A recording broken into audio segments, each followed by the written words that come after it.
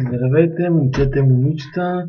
Значи днешния урок ще бъде как да си инсталираме някаква игра чрез Diamond Tools, защото някакви иновации ни изпратиха по АБВ почтата такива въпроси и днес ще направя такъв урок. Значи първо, например, отидете в Zamunda. Там се регистрирате, или ако имате регистрация на влизате в торенти и си теглите там някаква игра.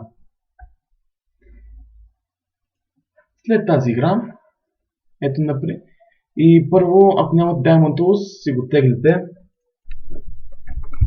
Отивате в Google, пишете Download Diamond Tools.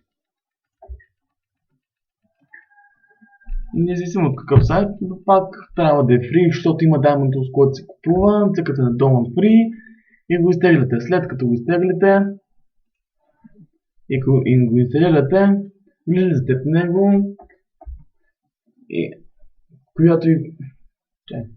която игра искате да си инсталирате, само цъкате, или ако не я знаете, добавяне на образ и ето. Добавяне на образ и тук си отивате на мястото, където ви е файла, после цъкате отвори и например ето има една игра, цъкате на монтиране и само next и install. Толкова е просто, но като за новаците не е просто. Това беше от мен, скоро пак ще се видим.